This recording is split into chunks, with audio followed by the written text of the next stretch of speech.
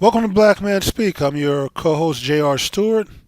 And good evening, everyone. I'm your co host, Tommy Duncan, and welcome to Black Men Speak. We want to give a shout out to Liquid for providing our theme music.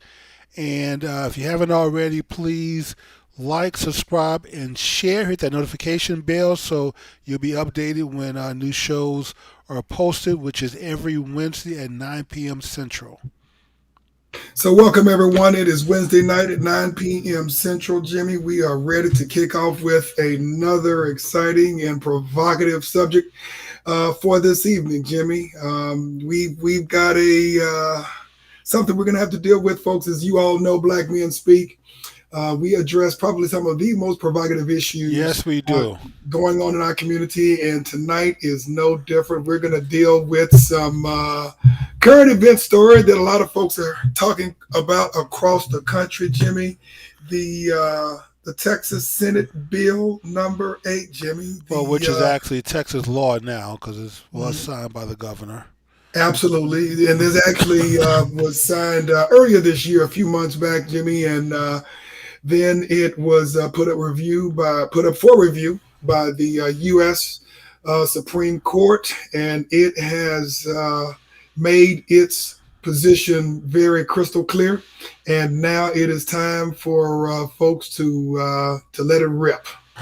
Yeah. So we're here every Wednesday night at 9 p.m. Central Time, and as my co-host would say, if it's Wednesday at 9 p.m., it's Black Men Speak. So let's jump in, Tom. Let's get into the new law and the controversy behind it and the impact to the black community.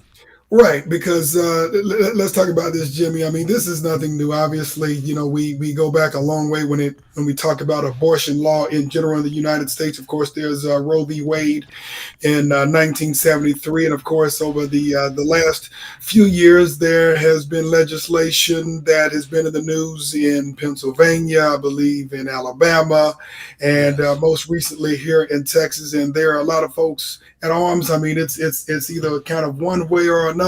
But what we want to talk about is, number one, deconstructing what this law says and what it doesn't say, because there are some folks out there who really don't know what the law says right now, and it's very interesting as to what they've written into law in the state of Texas.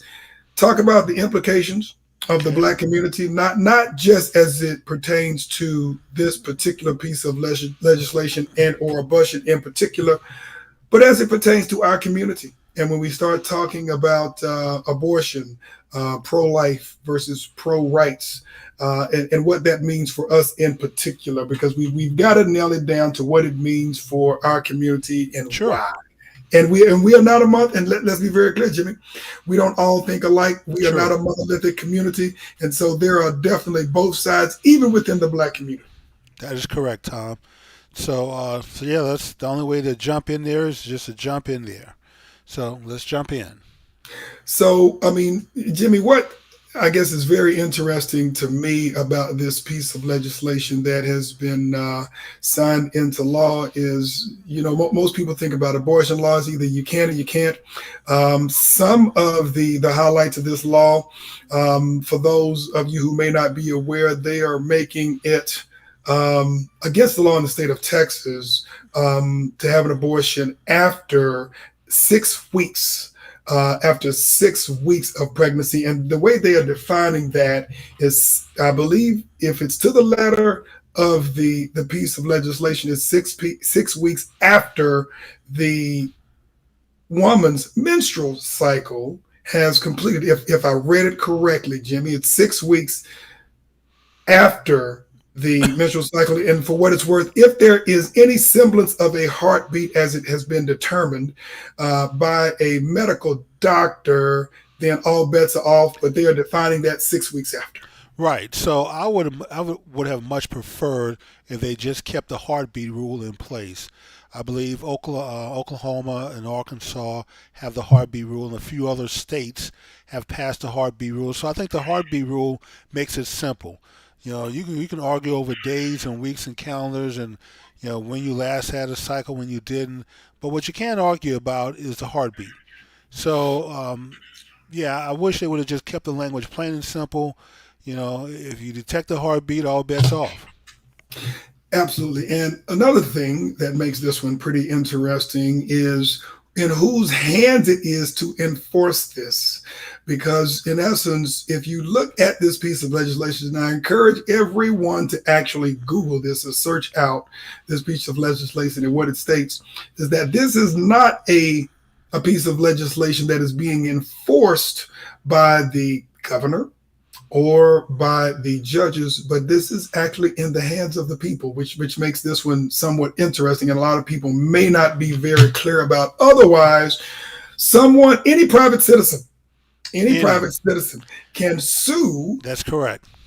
a practicing physician who actually practices abortions, or someone who aids and abets someone in doing so. They can literally be sued. And I believe the figure was at a base level 10,000, possibly more, but I do remember a $10,000 figure that any private citizen who either knows of someone who has or is intending to go through with an abortion, they can sue not just the doctor, but someone who is assisting them in the So process. that is correct, Tom.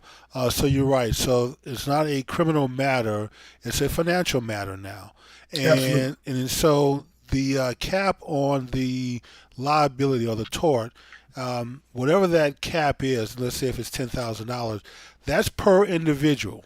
So trust me, when these lawsuits are filed, let's say if I go down and file a lawsuit against someone for violating the law and having and performing an abortion after the 6 week rule or after the heartbeat rule, I promise you there'll be tens of thousands of other people who are going to join that lawsuit.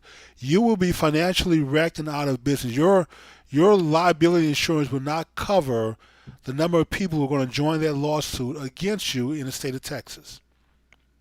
Yeah, absolutely, Jimmy. So this makes it a bit unique when you look at other pieces of registration, but it has implications not just as it pertains to abortion law, but other things that may be completely related when it comes down to number one, private citizens actually taking action to it, and there being financial penalties as a result of that. Now we're going to stick with the abortion law conversation and what that means to us and why it's important and why people are up in arms about it.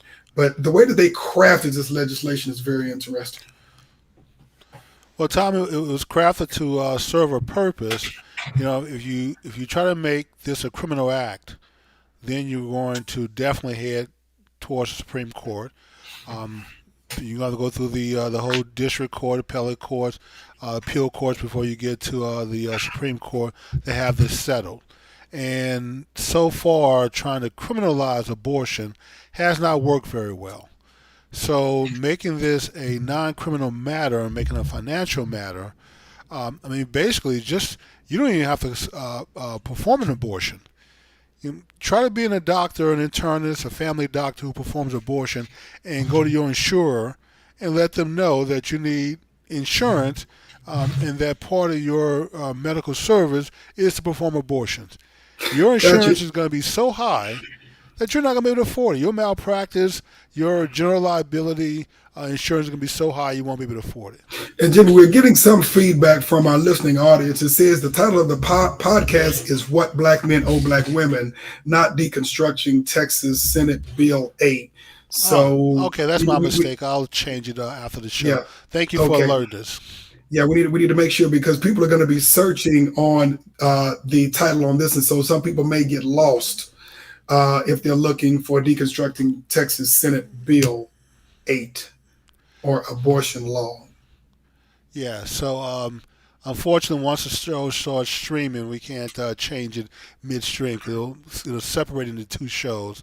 But after the show, we'll get it changed. So that's my mistake as the technical editor.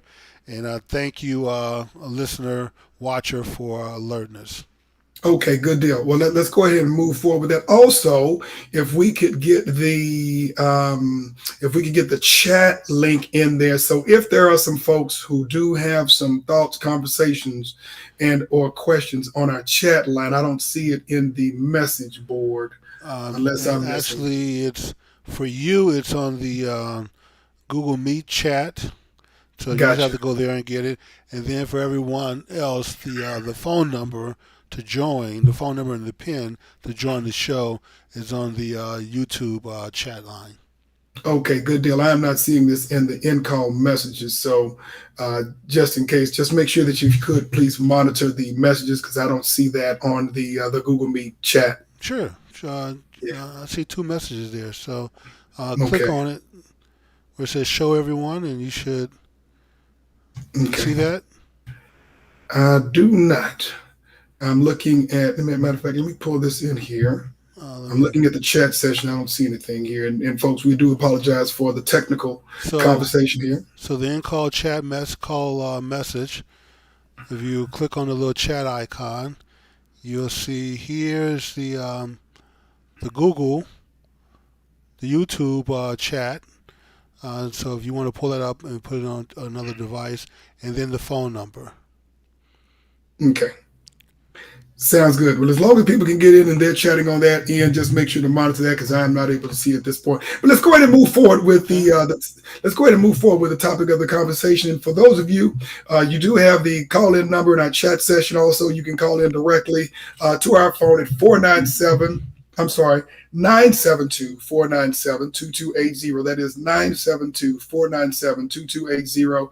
So you can call into the Google Meet line, or you can call 972-497-2280 so that you can let your voice be heard as well on Black Men Speak as we deconstruct Texas state law, which was Senate Bill number 8. So let's kind of get to dig a little bit deeper on this in terms of one, when we look at the general issue of abortion law in the Black community, and we look at the impact of that legislation historically, we can have a conversation about, of course, Planned Parenthood and its impact on the Black community. We can talk about, of course, abortion rights and its impact on the Black community as well. Or we could take it at an even higher level, and we look at the factions within not just the Black community, but mainstream America when it comes to pro-life versus pro-rights on this. What say you, Jimmy? Initially? Well, Tom, I'm a little bit ambivalent about it. I'm trying to be sensitive to the fact that I'm not a woman, and I'm trying to make sure that we don't step over everyone's rights in this process. But let me be clear. I can almost, when a woman's egg is fertilized, I do not recognize that as human life at that point. It is life, but it's not human life. And if you are a highly trained chemist or a biologist, you may be able to tell the difference between those cells dividing between human cells and potential human cells and a fruit fly. I mean, they are very close. Not very many people are trained enough at the beginning to be able to tell the difference. So, but once those cells divide and start coming together and growing into body parts, and there's a heartbeat, I'm with the I'm the part of the heartbeat community. It is a definitely no go for me at that point. So do what you have to do. Take the morning after pill. Take the morning after pill. Take the morning after pill. Do whatever you have to do before there's a heartbeat. Because once there's a heartbeat, you get no support from me at that point. So do what you have to do up until that point. And who determines and how does one know, again, when there is the existence of a heartbeat, generally speaking? Well, if you go in to get the abortion, someone should check to see if the child within you has a heartbeat. If it is still just a lump of mass trying to become human, then I can support you a little bit at that point. I can tolerate it. I'll hold my nose and look the other way. But once there's a heartbeat, yeah, you get no love, no support, nothing from me at that point. Now, what about those women? And we get back to the Roe v. Wade question, Hmm. who argue that a woman has a right to do with her body, what she will. She should have a right to be able to exercise her reproductive rights, whether she gets an abortion or not. Well, she has the right time up until the heartbeat. Take whatever actions you want up until that point. But here's the overall problem, Tom. Let's just get to the heart of it for a lot of people. The pro rights community has pushed this too far. When you start passing laws in Virginia and in Illinois, when you start questioning the ability of a person to make a decision after the baby has been born. In Illinois, it was a batch or the batched abortion law that basically said, hey, there was very little protection for the baby if you messed up an abortion and the baby was somehow still born. What do you do at that point? And then in Virginia, where basically they passed a law that basically said that the mother and the doctor can make a decision about a child's life after the baby. We're not talking about abortion. We're just talking about being born. That you can make a decision after the baby is born as to whether you want to be a mother or not. And they can still terminate the life outside the womb at that point, Tom. And that's just getting a little too far because if if it's okay to abort the life after the baby is born, why not in the first grade? Why not high school? Why not before the child reaches the age of majority, 18, 21, whatever that is? Why not have the parents have the right to terminate their life at any point up until the point that they reach the age of majority? You can't say that we're going to protect some, and not others. It's not okay for some states to allow you to make a decision after the baby is born, and for other states to say no. If you terminate the life at that point, that's murder. That violates the Equal Protection Clause of the Constitution. So, by pushing this to that point where you can terminate life even after the baby is born, just went too far. So now there has to be some rails put on this. Somebody has to decide once and for all what the cutoff is going to be. And I'm okay with the heartbeat being the cutoff. And I think for a lot of folks who are on the pro rights or the pro choice side of the Excuse me. equation, their argument is that after the baby is born, that's it. But up until that time, where the baby is literally dependent on the mother for its survival, then obviously the option is still there for the abusers. Now, let me be very clear. I can speak personally that I think as we get older, and I think when we have this conversation with younger people, as opposed to adults who have lived some life Right. compared to senior citizens, this conversation changes True. because when you're talking younger and you're looking at your life ahead of you and bringing in a baby that was unplanned. And obviously, we know that this disproportionately affects, a lot of poorer women or women from poorer communities who don't feel that, they have the resources and the means to be able to take care of a child or even multiple children for that matter, even though these days it doesn't seem to have made that much of a difference in terms of them having multiple children. But it affects children who are in poorer communities. And statistically speaking, historically, it affected Black and brown women more more so than it did white women just because of the resources.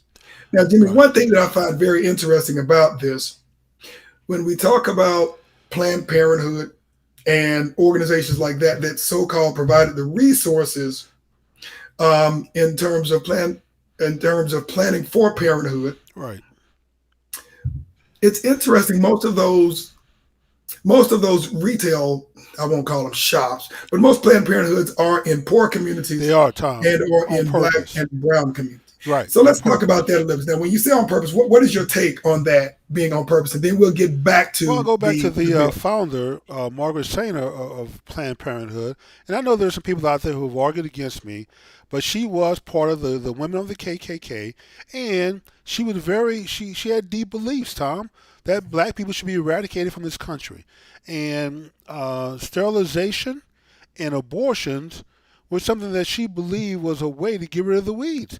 You know, if you're never born, you don't have to worry about them. And so the fact that Planned Parenthood is still purposely put 80% of them are in black communities. It's not even necessarily the brown community. 80% of them are in black communities, and that's still by design to get rid of the weeds. And so, and today, when you look at the numbers, Tom, we have more black kids aborted than born. And so, in a sense, Wave v. Wade since 1972, we're talking about over 17 million, approaching now 18 million that have been terminated. And so, when you talk about police brutality and white cops killing black people, gangs, the KKK, white supremacy, neo Nazis, you add all that up together, Tom, it doesn't come anywhere near a million. So the most dangerous place historically for blacks has been in the womb of a black woman, and I hate to say that, but it's a sad testimony Now, when you say in the womb of a black woman, I because need we you are to unpack aborting that. more kids than being born. Yeah, 17 million, Tom. We haven't. You can name whatever vice out there you want, entity that's been against black people historically, and whatever they are, if you add them all up together, it doesn't come close to a million people, and it certainly wouldn't come close to almost 18 million that and counting that we see today. In fact, it wouldn't even be the loss of 1 year worth of black children who were aborted, which is over 300,000, which is more than the number of black kids that are actually born into life. Okay, I got you. And I'd like to hear, some of our listeners out there who are thinking about this, when they liken this to being in direct conflict with Roe v. Wade, which of course is the law of the land as it pertains to the right to, I guess what for those on the pro-choice side of it are saying, exercising their reproductive rights. And then we look at this being a state law in the state of Texas, but it not being exercised by the government per se, but private citizens. And I look at this, Jimmy, quite frankly, as a threat. And I think we have a caller incoming. So let me go ahead and pick this up, Jimmy. Yes. Welcome to Black Men Speak. Welcome. What is your name and where are you from? TD3, you know who this is. Yes, sir. What's going on, Mr. Assar? How's everything going? All right. Everything, man. Talk to me. I have to call you in Florida because you looking too fly, man. Yes, man, all the time. Well, I just got back from a meeting, so I didn't have time to dress down a little bit, but I appreciate that, Assar. So talk to me. What are your thoughts, questions, and comments on Texas House Bill? Well, let me greet Jimmy first. Jimmy, how you doing, brother? I see you still got a little coffee. Man, I still fighting the battle, but thank you for asking. I'm still waiting on the cure. Someone has it out there now. We had a couple of doctors on. I can hear. All right. So talk to us, Assar. What are your thoughts on this subject thus far? From what So you you started off with the heartbeat thing. As far as I'm concerned, brother, a woman's body is a woman's body. And that's her prerogative, as they say, to do with her body as she wishes, right? So that's number one. Number two, AIDS and abets, that law, the Texas law, man, that's some craziness, man, because you can sue the taxi driver who took you to the clinic or the Uber driver or whoever. Yes. So that's as far as I'm going to go with that. So let's go to point number three.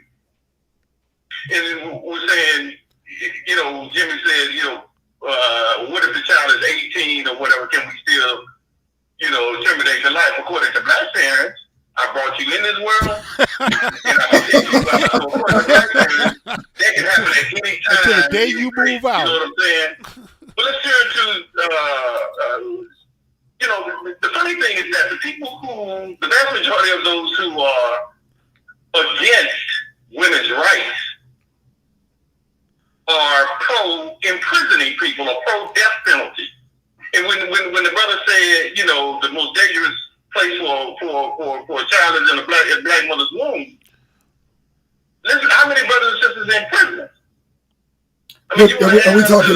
When you say in prison, and you're not talking about in prison, but you're talking about death row, otherwise folks who are on death row, correct?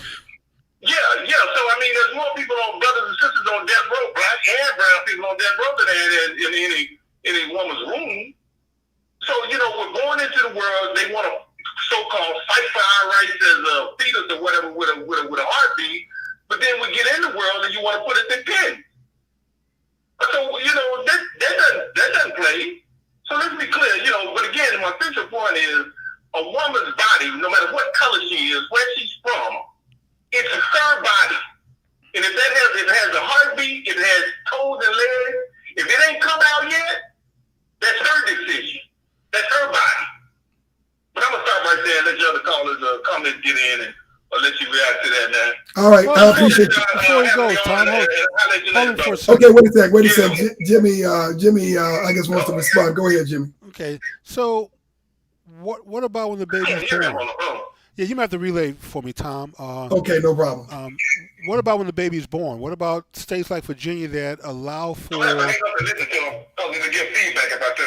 Okay, I'll tell you what we'll do is we'll go ahead. If you need to call back in, you can call back in, and then what we'll do is we'll let you go, and then we'll let Jimmy respond, and we'll move forward, okay? Well, when Virginia tried to pass the bill in their state that allows for a mother to make a decision about the child that's born, what say the brother then?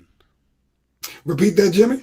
Okay, Virginia tried to pass a law that would allow a mother to be able to make a decision even after the baby was born whether she wanted to be a mother or not. That she could have that conversation with her doctor as to what's going to happen with the baby that's now born, wrapped up in a blanket, sitting there with the other babies.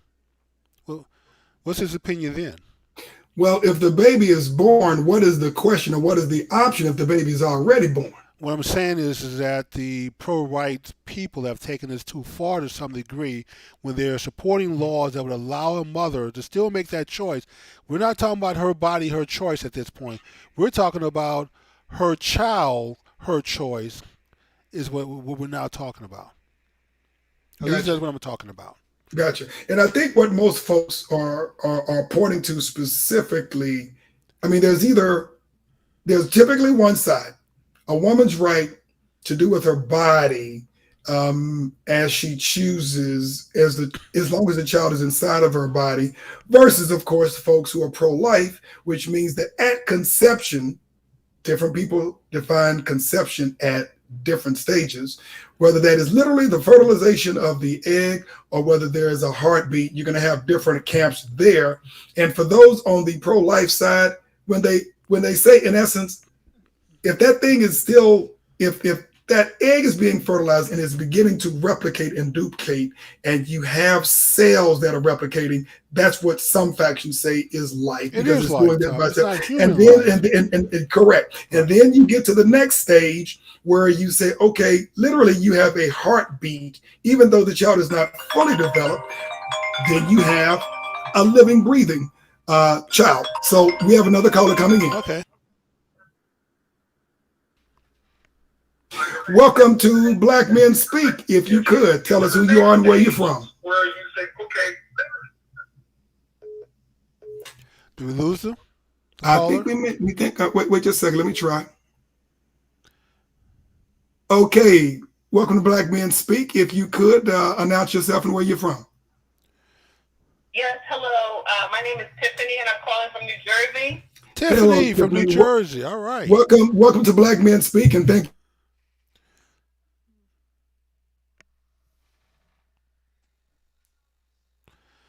Okay, we lost connection with Mr. Tommy, just as Miss Tiffany was starting to introduce herself. So hopefully we get his feed.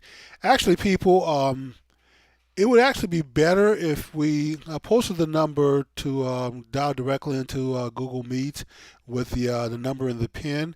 That actually is a better route or a better way to conference yourself in. The other number that we've had for a couple of years now actually gets routed to a cell phone that gets connected and conference into the show. So since we've lost Tommy, we've also lost the caller. So um, let's hope we get both back soon. Else you people are going to have to put up with just me. So so anyway, I just want to go back to the point that I was making, and that point is that I think reasonable people can be reasonable. There's certain things that are tolerable. We have abortion, not abortion, but we have um, I guess health rights for women under the guise of birth control. That it's now a woman's right. She has a right to birth control, which means that if she can't afford the $4 a month to go to Walmart and get a birth control prescription, that she can have it given to her at discount at Planned Parenthood. But I know that you don't have to worry about paying your bills or feeding your children or paying for choosing between the two and having to choose between your children, your bills, your life, and getting birth control. Birth control is pretty much free now. No one should get pregnant if they don't want to get pregnant. So it makes it. Tom, you're back. Yes, it looks like I am back. Okay, And now it looks you're like on I twice. There you Okay, there go. we go. All right, good deal. Now I think we have two callers online. Tiffany, are you still there?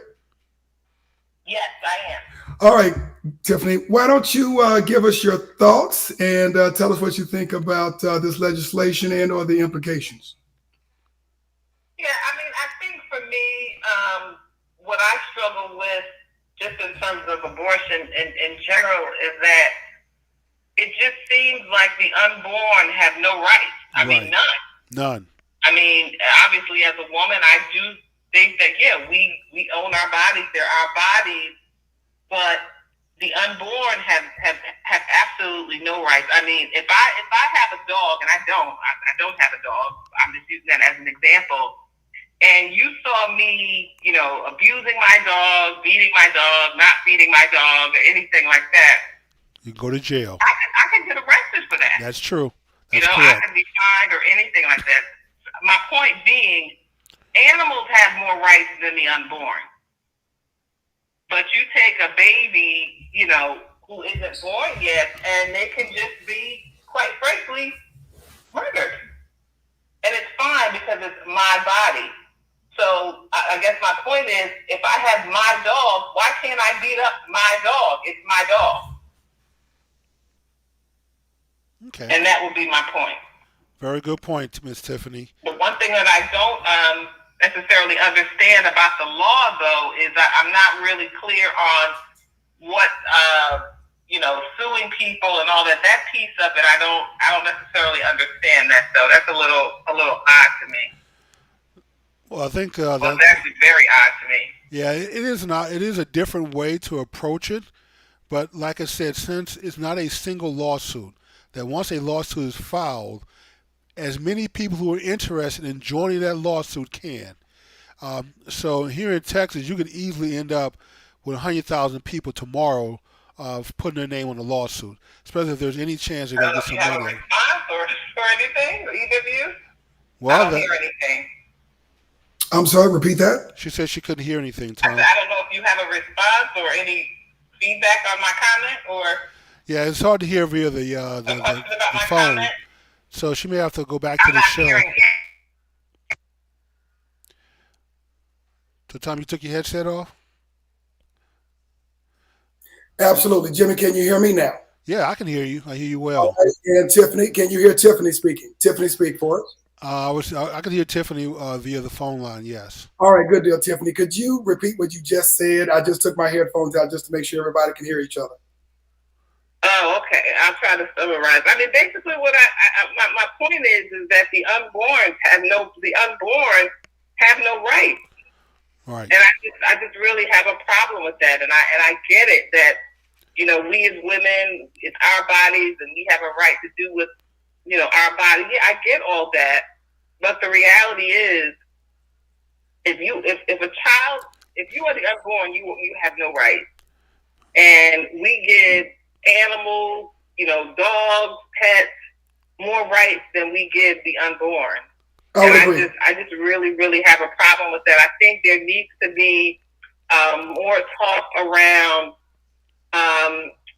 just presenting other options besides abortion for the unborn. Absolutely, and we're definitely going to talk. Abortion is too easy. Absolutely, we're definitely going to talk more about that in the second half of the show. But we appreciate you coming on. And Thank you very much, Tiffany. I'll continue to move forward. Right. Okay. All right, Jimmy. Now that was great feedback from Yes. out of New Jersey. We did have another call on the line, so hopefully our other caller will be able to call back in a few minutes, and we can get her thoughts as well, or his thoughts as well. So, all right, Jimmy. No, but she brings up a very interesting point. She brought up a great point, Tom. I mean, you think about this. Whether we're talking about abortion rights, whether we're talking about law enforcement violence within Black communities in particular, I guarantee you, if you saw the things that were happening to human beings, regardless of their color, happening to dogs, cats, pets of any sort, there would literally be a national uproar. You get Michael Vick in a heartbeat. Yeah, absolutely. Absolutely. So, no, it's she brought up a very intriguing point. I would agree with her 100% in terms of the rights of animals compared to the rights of human beings. And Tom, since we're talking about cruelty, let me say, when I was in school many, many years ago, and I hope really no one else ever has to witness one of these videos. It basically was a video of an abortion, late term abortion, where the baby is partially born. A noose is put around his neck, and the baby is literally decapitated. And then they finish delivering the baby and declare the baby stillborn. This is the most gruesome, cruel act that anyone could perform. It made me sick to watch, and that certainly helped shape my views, because I was in school. I was young. I didn't care. I hadn't even thought about the whole issue about abortion until someone brought in a VHS video and played it. And I mean, I was sick to my stomach watching it. So the caller, Tiffany, was correct, from New Jersey. If we did that to a dog or a cat or your pet, you can Michael Vick and be thrown in jail, but it's okay to do it to a child? No, very, very, very interesting point, Jimmy. And I think part of the statement that the last caller made in terms of there being options, in terms of, because the point she's making is that the child obviously cannot control its life. Correct. Inside the mother's womb. But let's kind of talk about this on another couple of layers. When we talk about Black lives in general, since our ancestors were brought here, when we consider the fact that our lives and our families were not their own, pretty much since we were brought here, and we now liken this and tie this, for instance, to what's happening in many of our communities, Black and brown communities, when we have conversations, about what's happening, even when we look at law enforcement or in our penal institutions. So when Brother Asar was talking about the number of people on death row, and he's right. There are folks who are pro-life who agree. There are folks who are pro-life, right, will support saving a child, but they are very strong for death penalty. And so that's correct, Tom. That, in my opinion, is a complete oxymoron to say that you are pro-life, but you believe in the death penalty. But well, really, it isn't, Tom. The person on death row had a hand in getting to death row. Now, there are a few people on death row who are innocent, which I understand. We do everything we can to fight for we do everything we can to fight for the innocent. I'm all for that. The whole Michigan University project, the DNA projects out there, I'll support them. I'm behind them 100%. So anything that we need to do to get innocent people who are on death row off death row and out of jail, I'm for. But for other people that are there for legitimate reasons, they had a choice that got them there, that landed them there. The baby sitting in the womb has no choice, has no one fighting for them. So, and part of our Christian belief and concepts is that we fight for the least among us. Well, who is the least among us? That child inside the womb really is the very least among us. So You're right. if we don't fight for that, it says a lot about us as people. And like I said, Tom, birth control and birth, I guess women's health care is what they call it, is a right now. So a woman can get all the birth control that she needs. There's no reason to get pregnant. There's no reason that we should be aborting more children than are being born when you have the morning after pill, the after pill, the after pill, and you still got some choices after that to not get pregnant. So we need to exercise every option to not get pregnant so we don't have to have this discussion about a heartbeat, about 6 weeks, about this or about that, at least among us. We don't have to argue about any of that. Just take advantage of all the birth control available. Don't get pregnant if you don't want to get pregnant. Well, Jimmy, in principle, I mean, that makes sense. But when we look at theory versus action, and especially in the United States, and especially when it comes to Black and brown people, not getting off topic for too long, when it comes to the incarceration of our bodies and how the death sentence has been adjudicated for Black and brown people in particular, it's easy to talk about it posthumously after someone has been killed when they were actually innocent. And we know that there were a lot of Black men and Black women, for that matter, who were killed, who were innocent. And 10 or 20 years later is not the time to have that conversation. And so from my perspective, either you're pro-life, you're pro-life. Either you're pro-life or you're not. Now, I would agree in saying that someone who commits an egregious crime, they need to be penalized for it. But either you're for the preservation of life or you're not. I do agree with the fact that an unborn child does not have the same ability to protect itself than a person who make choices that would lend themselves under the knife. But it's a black and white issue. Either you're pro-life or not. But it's not so black and white for me, Tom. When people make decisions and do egregious things, heinous things to other people, they don't deserve to be among us. Not even sitting up in our prisons being fed every day. That is a person I do not have a problem with exterminating. But even if they are incarcerated because of the crime that they committed, I cannot disagree that they need to be penalized. They need to be incarcerated. But that's just a black and white of pro-life or not. Let's get back on subject though, and let's talk about the bigger picture. Right.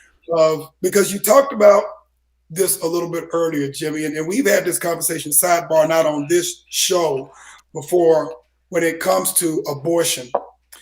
We've talked about Planned Parenthood. We've talked about where Planned Parenthood is typically built within Black and brown communities, in poor communities. And if we look at the statistics in terms of the number of fetuses that have been eliminated, through the guise of supporting the mothers who didn't feel that they had the resources, or for whatever reason, they decided they did not want the child. And you look at how this has affected our community. You look at how this has affected the number of children who were unborn. And if you take this to another level, you talk about Margaret Sanger, who was clearly someone who advanced eugenics. And for those folks who don't understand what eugenics is and or what it means, basically it means that, if they feel that you are inferior, then you are not fit to live. Correct. And there definitely is strategy and logic behind the placement of Planned Parenthood in primarily poor and Black and brown communities. Not the primary topic of this conversation, but it's something that we do need to think about, because what we also have to understand, if you look at where we are in America right now, and I believe, Jimmy, I don't know if it's 2040, 2045, this nation will not be predominantly white anymore. It will be a plurality. It will be. It will be a majority, and I won't even call it minority, but it will be majority Black and brown, not majority white.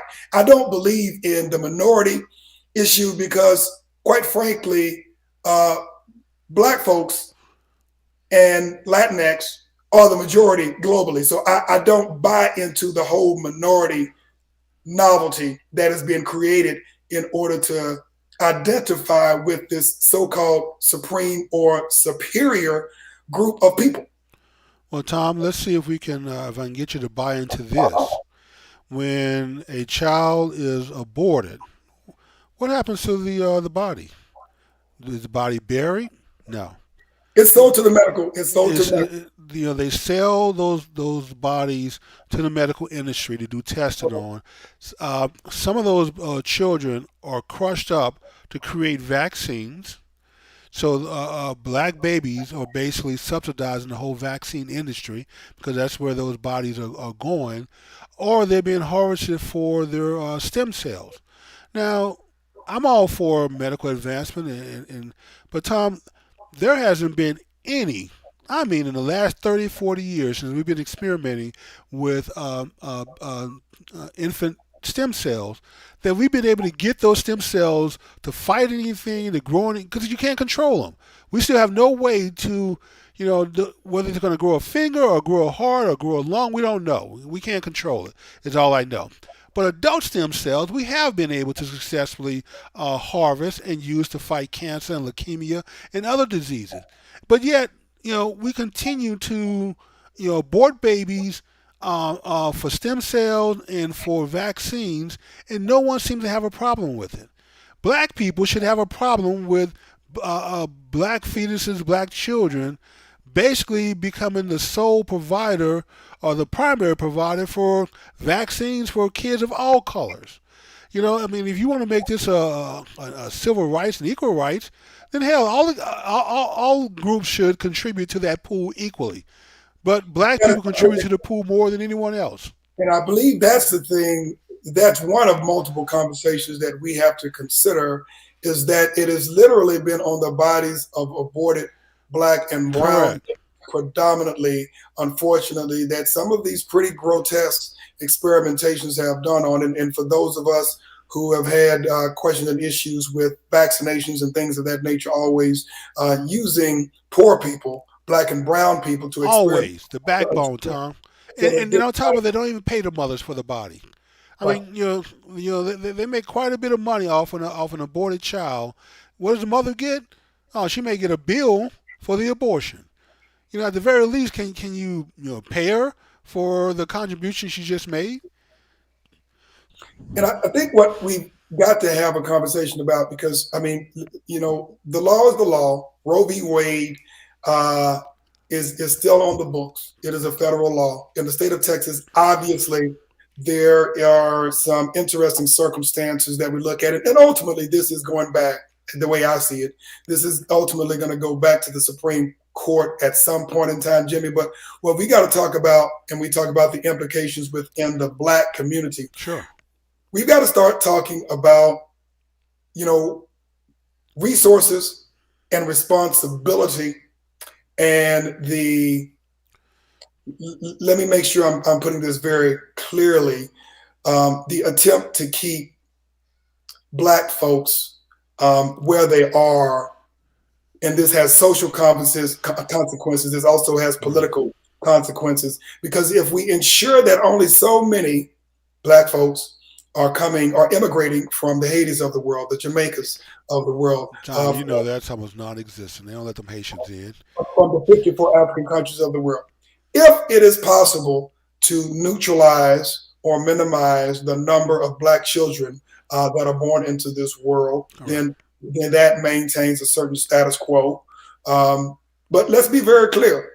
We just came off of a year of accounting nationwide that happens every 10 years, where everybody is counted in this country. And everybody knows that, the Caucasian community is flatlining on the number of children that are born in their communities. But we do know that the black community and the Latinx community continues to grow at a certain rate.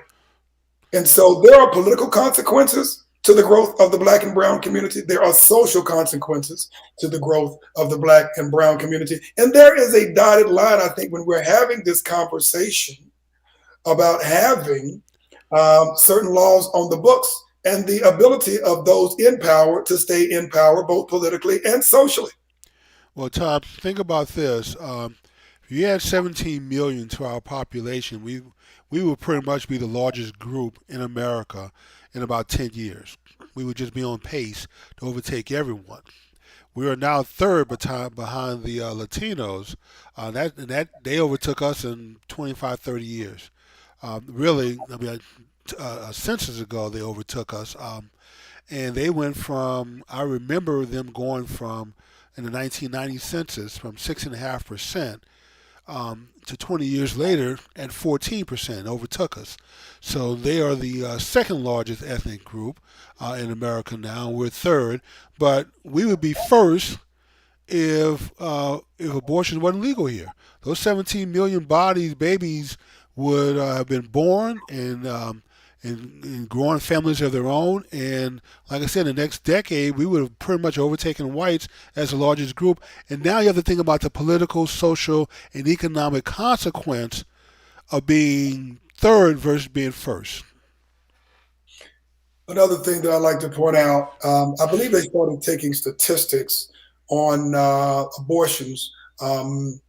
Well, I guess I would say documented abortions right around the early 1970s. And I believe at 1972. In the early 70s. And I believe at that time, there were somewhere in the range of close to 400 abortions for every 10,000. Okay. 10,000 pregnancies. And what I found very interesting is at that time, there were in the upper 300, close to 400 abortions for every 1,000 births. Now you bring that to around 2015, that number has actually declined to about 200 abortions to every 1,000 births. So nationwide, since they have been keeping these statistics, the rate of abortion has almost been cut in half over the last, if I counted, 40 to 50 some odd years. But if we look at the number of abortions and what communities those affect, literally, this is a conversation that is probably taboo in our communities because we have a tendency to be pretty conservative, principally speaking, within the Black community, Yes. except when it comes to a few issues. And I think this is one of them. And so one of the things that we have to reevaluate in our conversation is how we are continuing to grow our communities, grow our economies, and if we look at it, quite frankly, understand how we're going to be competitive, not just in the United States, not just in North America, but globally as well. Because at the end of the day, Jimmy, when you start talking about abortions, they're typically younger women. They're typically in poorer communities, and it's due to either, number one, a lack of resources or the stigma associated with being pregnant, young, poor, and with inability to be able to take care of themselves, much less a child or children. The birth control is free, Tom, and I think when you add all the numbers up, you kind of water and dilute it down the seriousness of the numbers. In large metropolitan cities with large Black populations, you basically have more abortions than births. Now, if you want to round everyone up, from the urban areas, the outlying areas, the suburbs, and total up all Black birth versus abortions, then you're absolutely right. Those numbers seem to trend downward. But in the large metropolitan areas, you have more Blacks that are aborted than born, and that's where the large population is for us, and that's where a lot of it happened. And we certainly need to, like I said, I'm not trying to take away the mother's right to choose. All I'm asking is, can you not choose before heartbeat is detected? Can you make a decision after, the day after, the week after? Can you make a decision early on so it doesn't get to the point where we have to make the decision after 6 weeks or when a heartbeat is detected? And let's take it a step further, Jimmy. Mm-hmm. I mean, we're talking about abortion rights. We're talking about protecting a child. We're talking about our community. But what about that conversation about pro-responsibility? What about having that conversation about pro-family? And we understand that things happen. And, you know, young people, the nature of young people, I don't think has probably changed since the beginning of time. But when we consider the implications that abortion has had, Mm-hmm. think about the implication of the incarceration of black men has had. Right. If we look at all of these different vectors and the impact that it has on our black community, I'm not trying to legislate what a woman could or should do with her body, because I do understand that it is hers. However, when we look at the ability to be able to control our destiny in this nation called the United States, what we've got to figure out is how we become more responsible in these decisions at large so that we can ensure that we're going to be around the next 100, 200 some odd years. Because Correct. let's be very clear, Jimmy, the black population, not too long after the Emancipation Proclamation, has gone down and then stayed static in the United States. Right. That's because of several different factors. And I think that is the broader conversation that we have to have. It is not coincidental that the black population in the United States has teetered around, what, 12 to 14% since 12.713, you're right. And it's been at that number for years now. But how does that happen, Jimmy, when we procreate more so than the white community? How does that happen, Jimmy, when ultimately we're more viral and more fertile than other communities, but we happen to stay static over all of this time? And I think that's the big picture that we need to understand, is that there are folks who are in power, who plan to stay in power, and we can have the over and under conversation on this or any other subject. But when we start talking about the strength, the vitality, and the growth of our community so that we can control our own destiny socially, politically, and economically, we've got to layer that and have some conversations to ensure that our children's children will be in a stronger position than we are. Right, Tom. So when you look at, so you bring up a very good point. So let's see if we can spend a minute or two to discuss the bigger picture. When you look at the fact that if Cubans get in a lifeboat and somehow make it, to the shores of America, they are pretty much instantly given a green card and welcome, made permanent resident of the country. Let a Haitian get in that same lifeboat and somehow make it to the shores of Florida and see if they'll get pushed back in that water or picked up and sent back to Haiti. They got turned back around, Jimmy. They get turned back around. So no matter how dangerous the return trip is, if they're lucky, we put them in a Coast Guard boat and float them back to ourselves. But a lot of times they're just pushed away. Told you can't enter the country. And the point I'm making, Tom, is that we don't have that same view towards Cubans or Latinos. Period. There are those who are okay with welcoming and opening the gates to let every Latin person who wants to come here to America immigrate here, but will draw a tough line when it comes to Haitians and Africans coming here. We have the lowest immigration numbers, Tom, for dark-skinned people, period, across the board. Europe has damn near open immigration. The Canadians can come here when they want to. Latinos, people try to make every allowance to open that border up for them to come free willy. But boy, dark-skinned people, I don't care how educated an African is, it's still very difficult for Africans to get here. So we have to understand, Tom, that the powers that be are basically sending you a message, and that message has been, and will continue to be, we really don't like black people. Well, let's put it this way, and I'm gonna look at this a little bit differently because I can't disagree with you in principle.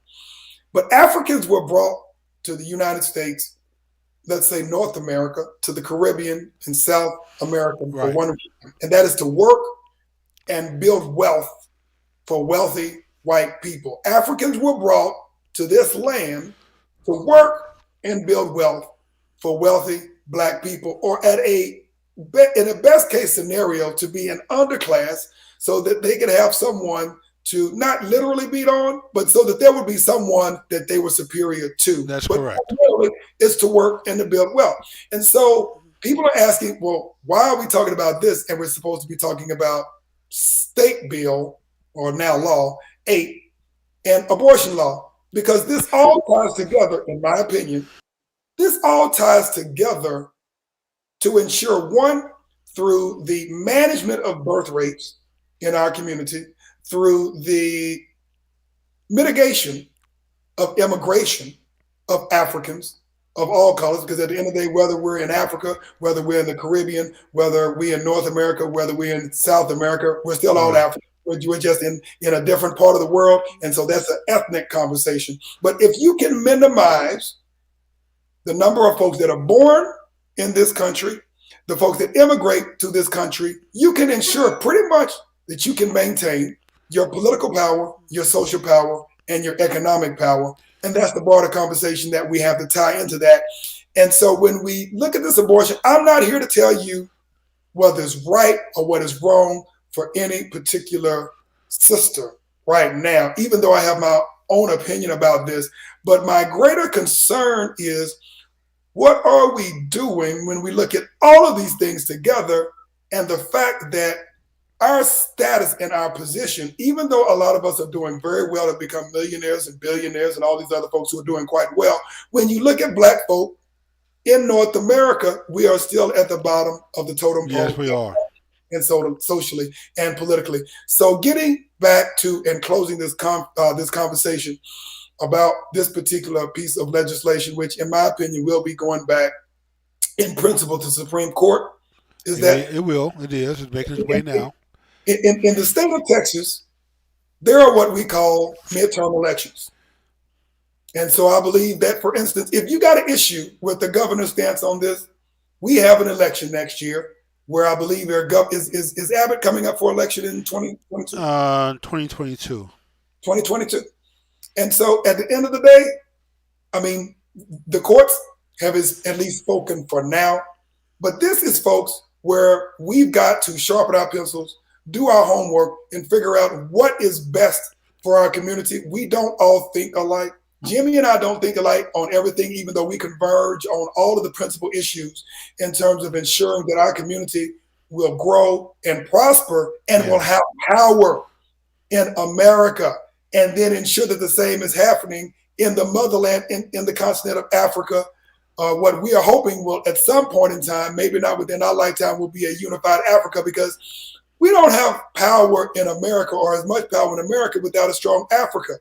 Just like Africa doesn't have as much power without a strong Black America. Correct. Yes, So, we have to get involved in the wealth and power conversation, Tom, and not just in the vote conversation. So votes can be bought with enough money. Votes are bought. I mean, because practically every significant election is bought and sold with money. Yes. So what are your closing comments on this, Jimmy? And I know we're just about, matter of fact, it is right at the top of the hour. It is at the top of the hour. My closing comment is I'm just going to go back to something I said earlier. Use what's available to you. Your birthright is birth control now is a right under the guise of woman's health. Where I don't buy birth control. I don't use it because I'm a guy.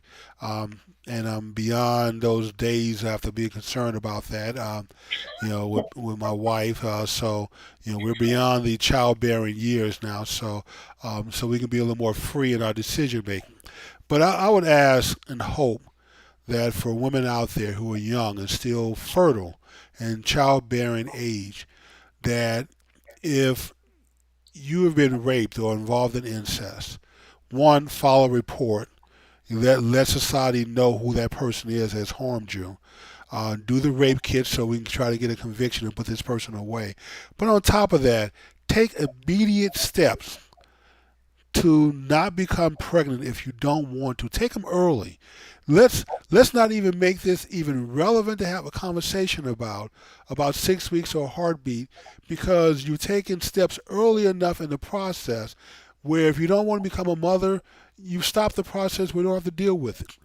Once you wait, if you wait too long and put it into the hands of society, now you're talking about laws, you're talking about judges, you're talking about courts that are going to have to decide this for you. And you don't want to leave it to everyone else to make a decision about what you can do with your body. So I'm going to be with the women, the pro-right, the pro-choice folks. I'm sorry, the pro-choice folks early on in the process. But I'm just going to let you know up front that after there's a heartbeat, I can't support you anymore. I can't support your right to choose. You waited, you've had 6 weeks, or up to 6 weeks to decide. I think that's a fair amount of time. Take advantage of all the free stuff out there that will terminate a pregnancy. Go get it and use it. File charges against those who violate you so we can get them off the streets and don't violate other women and exacerbate the problem. But once that baby, fetus, whatever you want to call it, embryo, once it starts having a heartbeat, yeah, I'm sorry, you just have to contribute to the world population at that point. That's my closing comment, Tom. Absolutely, Jim, and I appreciate that closing comment. And on my side, folks, I mean, again, we're not here to make a political argument about this, but it does definitely have political consequences Yes. to it. And my closing statement is that we have to put just as much energy, in my opinion, into strengthening and preserving the children that we have and making sure that we're building strong families so that this becomes a non-issue on the most part within our communities. Again, my take on this is with some exceptions. Typically, we're talking about younger women. Typically, we're talking about poor women who feel that they have no options, no choices, and they feel like they have no support. And we should put just as much energy to making sure that we have the infrastructure and the services so this becomes more of a non-issue with our community in particular, because I'm not aligning with the mainstream community in this particular, because we have some very clear patent problems that are very unique to African people in this country. And we've got to deal with that. We've got to take ownership of that. Part of that is strengthening the family. Part of that is getting the Black men back in the household and supporting our sisters, especially those who are raising children and have been raising children By by themselves. themselves, yes. We talked about this very recently. We're not talking about you having to go back and marry them if that's not the right decision to make. But quite frankly, we have too many children who don't have the support, who don't have the balance, and who don't have the love, and it has very dire consequences. And let's be very clear: the mainstream community is just waiting for them to make a false move, Right. Put them in prison. or they're aligning with violent activity, whether it's through a gang or whether it's through some other activity. They may land them in a grave while they haven't even hit 20 yet. Right. Or we look at all of these other things when it comes to their emotional health and their medical health. Whole different conversation, whole different show. But folks, we're gonna maybe disagree on strategy, but based upon the principle of where we're trying to go to ensure that we build stronger communities, that we positions ourselves to be stronger economically, politically, and socially. We have to figure out how to agree on that so our children's children will have a stronger position and will be able to control their destiny. And we're not talking about individually, but collectively. Right. And that's where I close, building a unified African community globally so that we are in a position to control our destiny and our livelihoods. So, Tom, we have two shout outs before we go. Okay? One, next week, we're going to talk about COVID-19 and underlying conditions, health conditions that contribute to death. So let's talk about what those underlying health conditions are and why we need to do a better job, Tom, of cleaning up our health and getting healthier. Because just taking medicines to stay alive, we see now even with COVID, that's a death sentence. The other thing is I want to give a shout out to Miss Bonnie, who is opening a car and truck dealership down in Louisiana. So we want to, Black Men Speak want to wish Bonnie all the luck in the world. We know you're going to be successful because everything she touched just about turns to gold. So I know, Tom, that she's going to be successful in this venture also. So big shout out to Bonnie for undertaking.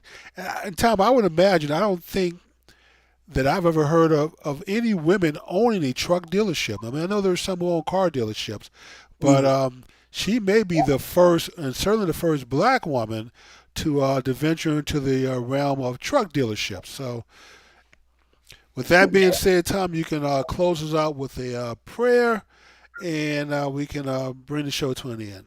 All right. Dear Lord and Master, we come before you again, thanking you for bringing us to life, Father. Thank you for bringing life, breathing life into us today, Father. We thank you for our health, our strength, our faculties, Father.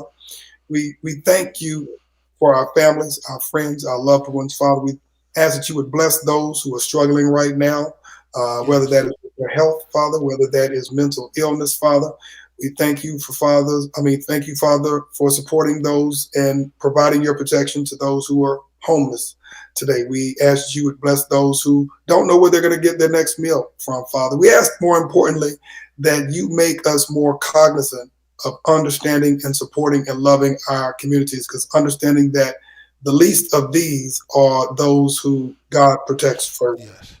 Father, we ask that you would continue to strengthen us, that you would continue to bring us together as a community. Father, even more importantly, ask that you continue to bless and strengthen our elders, Father, and that the spirit of the ancestors will continue to reside with us all, that we may be strengthened as a community, because it is truly with the elders and the ancestors in which our strength lies. Father, we thank you, and for all these blessings, we pray in your holy name. Amen. Amen. All right. So we'll see everyone next week. Absolutely. And there is our theme music, Tom, so we know it's time to get out of here.